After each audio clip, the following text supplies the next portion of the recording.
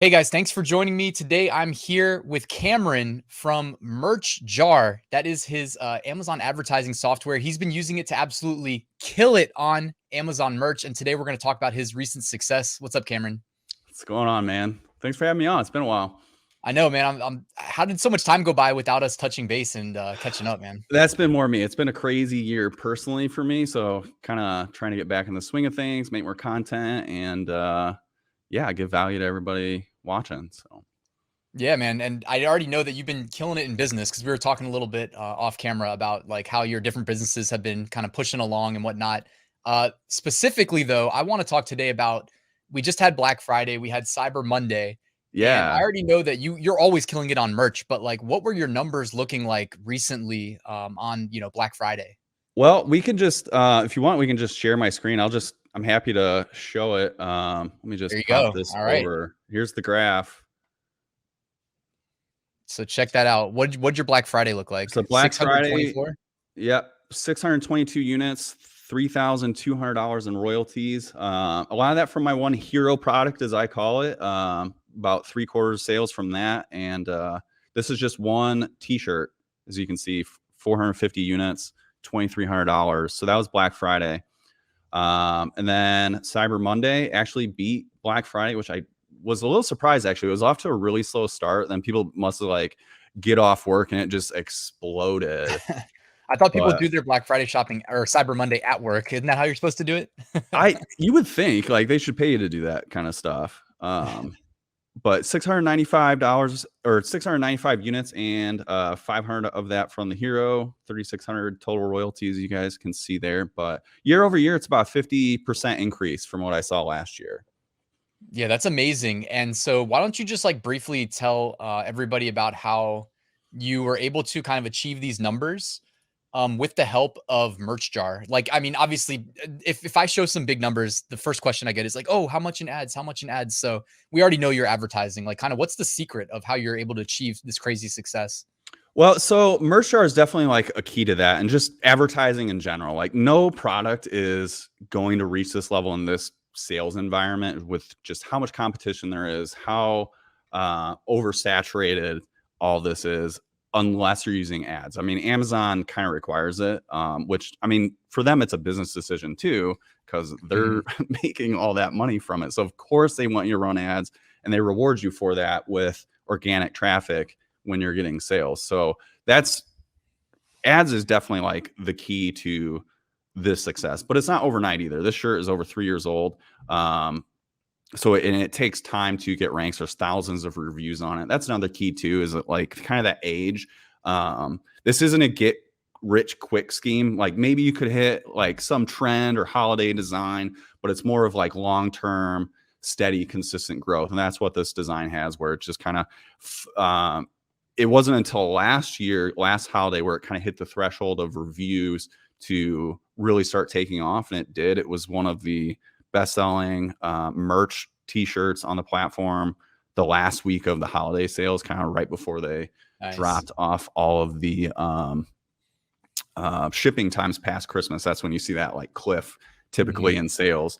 But yeah, so advertising in general, that's kind of how it happened. And when it comes to like what that looks like, for one, it's a lot of ad spend. I do spend a lot. I'm very aggressive, particularly for this design, because it's kind of in a very broad niche where there is a lot of competition. It's competing for very high traffic, high competition search terms against more than just T-shirts too. Like on the, think of like dad shirt, like how broad and generic it, that's getting. That makes sense that you're casting such a broad like net, because that's one thing that like for people watching, you may hit the apex top of your possible like sales in a niche, and it still might not match Cameron's shirt because like it may not have these super broad keywords. Like for instance, like what if you chop the word shirt off? You know what I mean? And you don't even put the product type, and you just put like gift for X.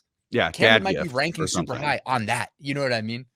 Yeah, and you're also competing against more than just those kind of products. You're competing against, I don't know, just look at dad gifts on Amazon, just see all the kind of crazy stuff that is selling out. But yeah, you're absolutely right. It's more about trying to reach the peak potential of what your product is. And there's a few strategies with that. Ads is kind of behind all of them, but yeah, not every design or product is going to have that level of reach, and that's totally okay. It's kind of like owning the search terms that it fits, the relevant search terms. This one does happen to be very broad to where it can reach those sales levels, which is great. But it's also, again, it costs tens of thousands of dollars to get there, where another, you're in a very small sub niche of a sub niche that is much cheaper to do, especially with ads. You can actually run your ads profitably on a lot of that.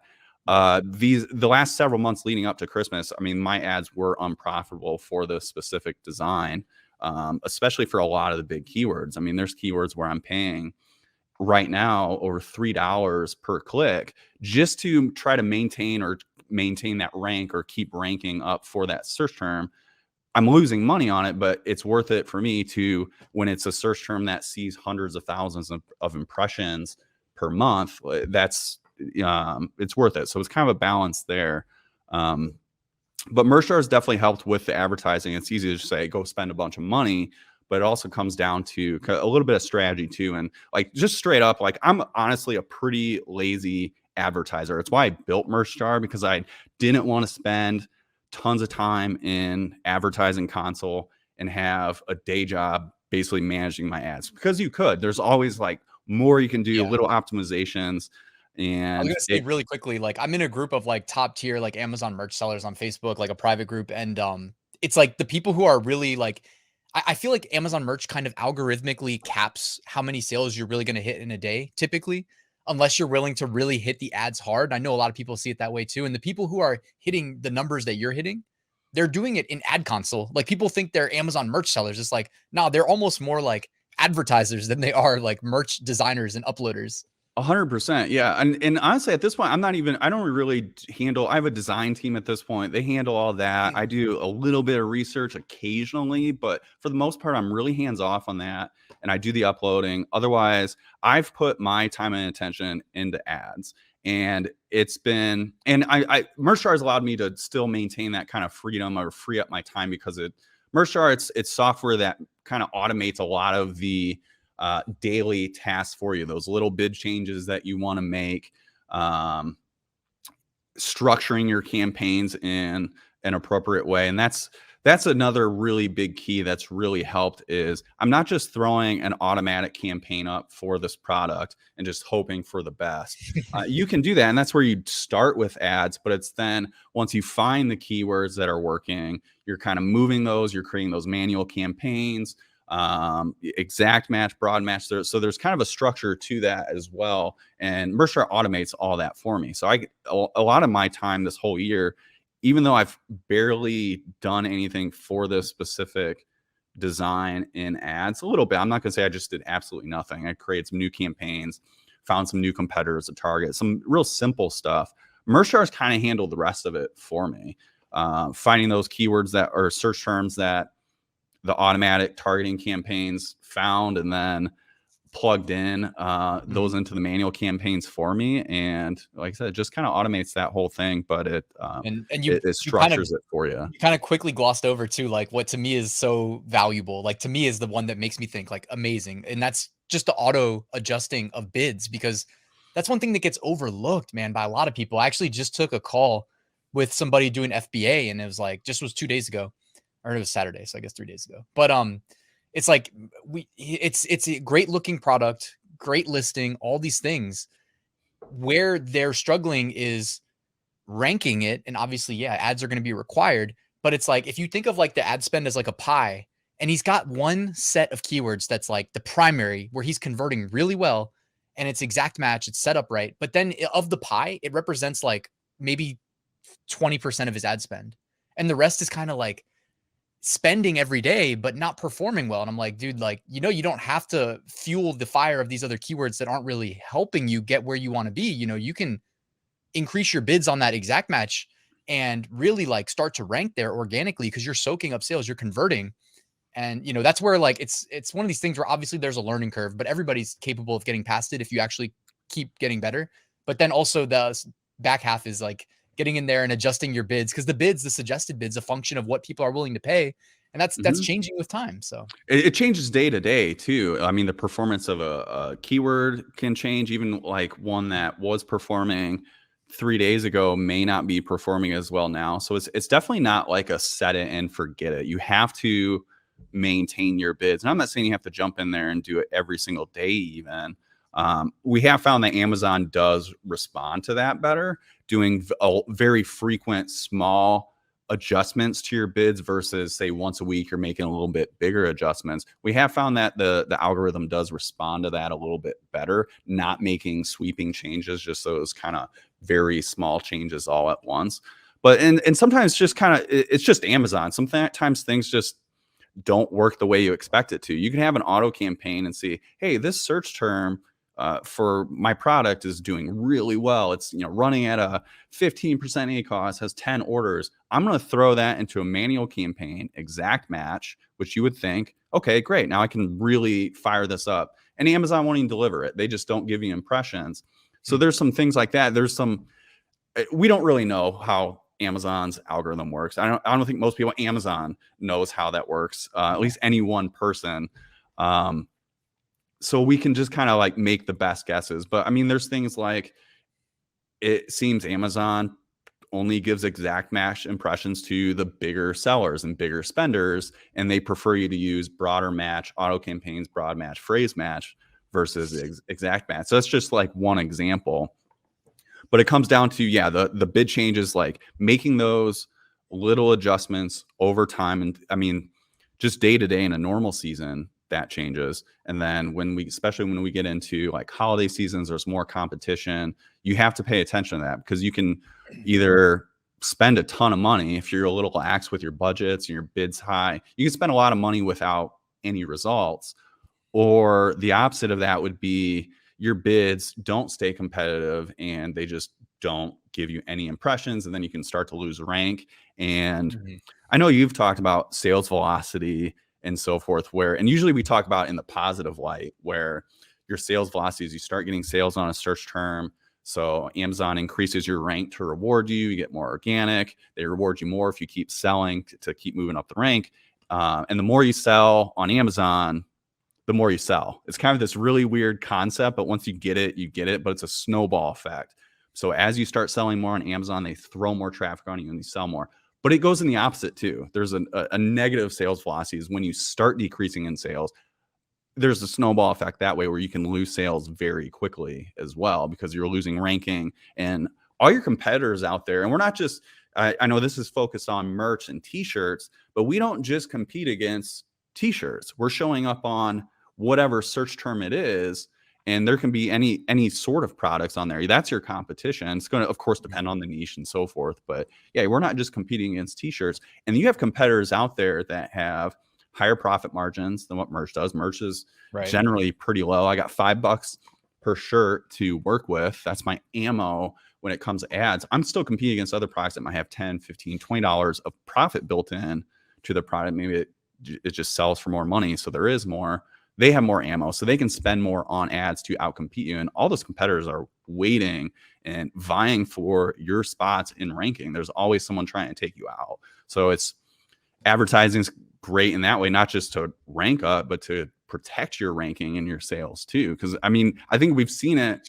I know I've seen it very recently, especially with holiday sales. And to me, it's kind of obvious. All of a sudden, this is the worst Q4 of all time. Like Q4 is not looking any better than Q3. Where's all these sales that people are talking about? It's because people have gotten more aggressive with their ad spend. And now that they started outselling you, Amazon ranks them higher than you. You're no longer at the rank you were at. So you lose sales.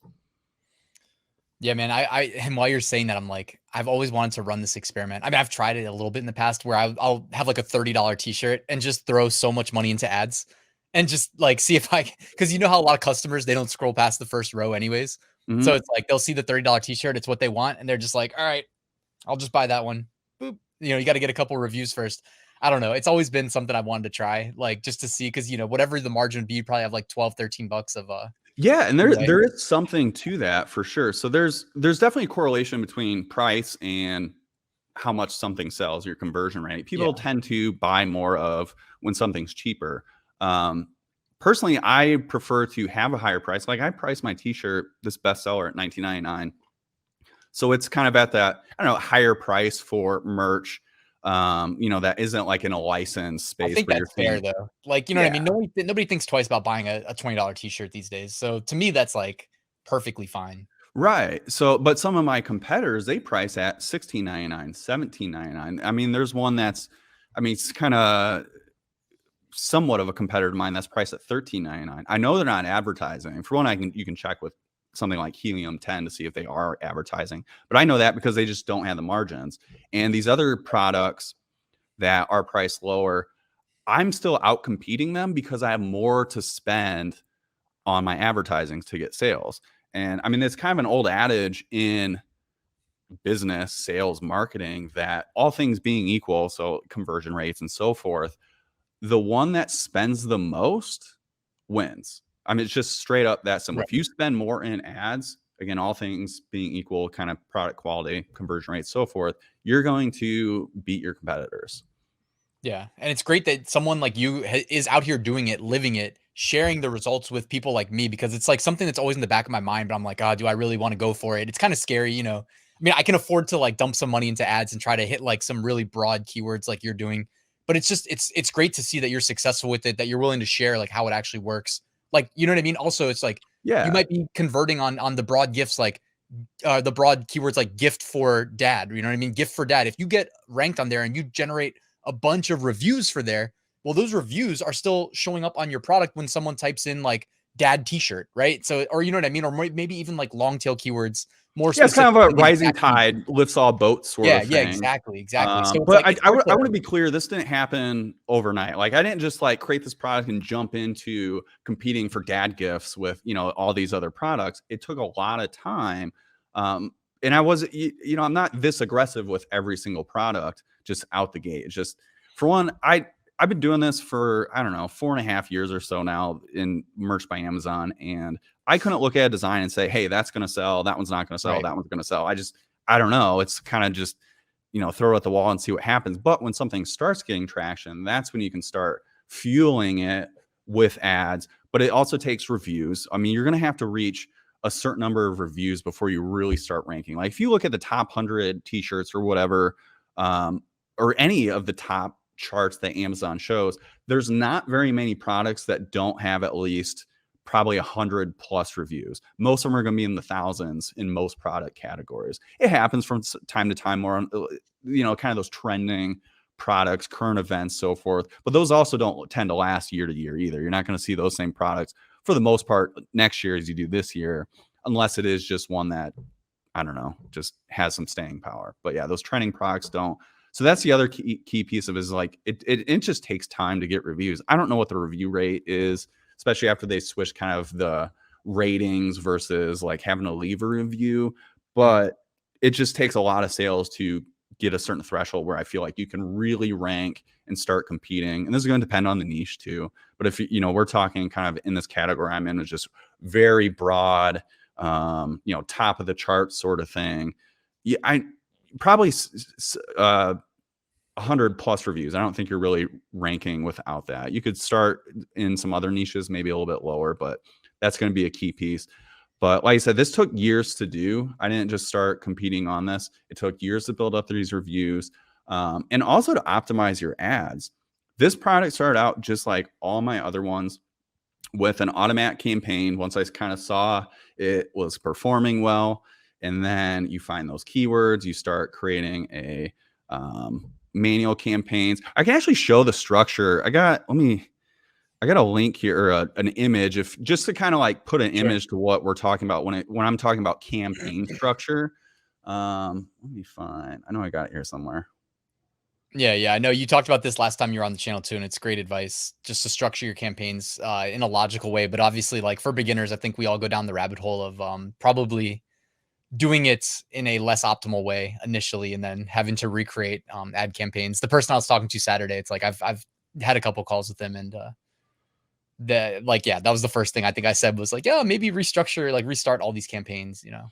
Yeah, and it's not necessarily complicated. I mean, like I said, for most people, if you have a product that's doing well, which is kind of what we're talking about, these like hero products of yours, and your hero product is going to be different than my hero product. That's just anything that's making up a significant portion of your revenue. So you're putting more time into it. So I mean, it doesn't mean it's like, oh, I'm not selling something that's selling 100 units a day. That's fine. You might have something that's only selling 3 units a day or less than that, or maybe it's only 15 times in a month.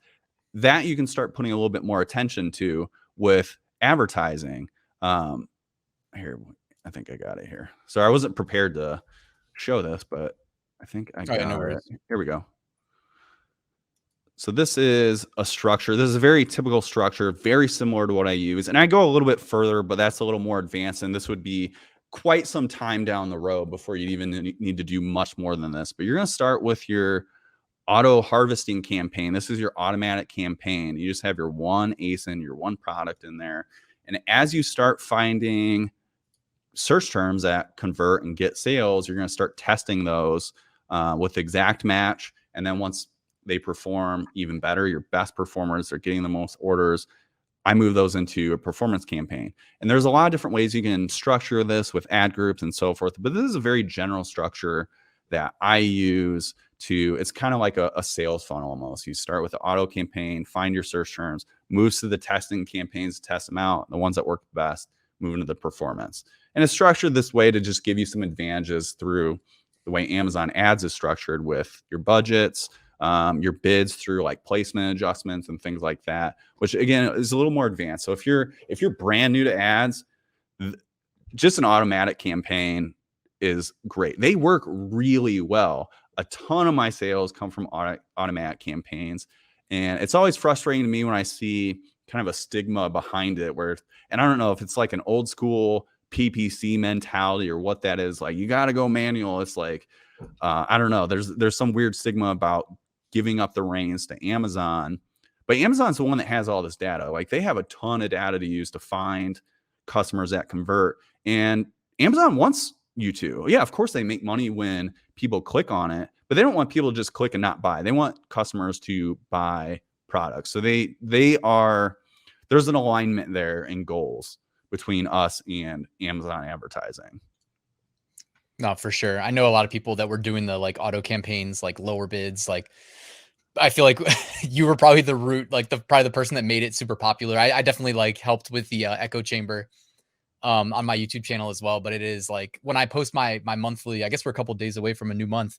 I post my on the first of the month, like on Instagram, my monthly sales, and then I post a second image of my ad spend. And I'm not in here doing a lot of manual work, but the like catch all, low ball bid. Oh yeah, so those campaign. I call lottery campaigns. Is that what we're talking about now? The one with like all the yeah. I mean, I'm not setting like a higher bid auto because it's just like I can't be in there managing it. I just don't have time, But it's like people are like ads, and I'm like second image, check the second image, and then it's like $150 spent, 4% ACOS. Yeah, it's amazing. And that's the other area where I'd say beginners should start is, and maybe you can link a video I did on lottery campaigns, just what they are, but they're literally as simple as you can get. It's one campaign with one ad group in it. And if you don't know what these things mean, it's fine. It's just kind of how Amazon structures these things. They're kind of like boxes within boxes. You have a campaign box with an ad group box in it, then all of your products inside that one ad group, and just kind of let Amazon handle the rest. They're going to target the products that you need to. You don't have to worry about anything. And you can start with really low bids and just make really small adjustments. So they're low risk too. I know that's a really big fear for people just getting started in ads. Like, I don't have a lot of budget. I'm worried that they're going to spend a ton of money. Start with the lottery campaigns, throw a couple bucks a day, daily budget. You might not even spend that depending on how conservative you are with ads, but they do extremely well. And there's a lot of different ways you can take them from there and kind of get your feet wet. But if you're new to Amazon ads, the best thing you can do is just jump in and get started. There's ways you can do it very safely and conservatively without kind of blowing your budget out of the water. Yeah, dude, that's great. That's great tips. I'll definitely link to that video if you want to send it to me. So everybody check that out in the description. I'll have a link to Merch Jar as well. And your, of course, Facebook group. So Cameron, man, it's been great catching up with you. Great discussion. Yeah, anything you want to leave us with on the way out? No, happy advertising. If you're not already, get started, because it can completely change your business. Awesome, man. Well, hey, it was great talking to you. Thanks for being here, and I can't wait to do it again.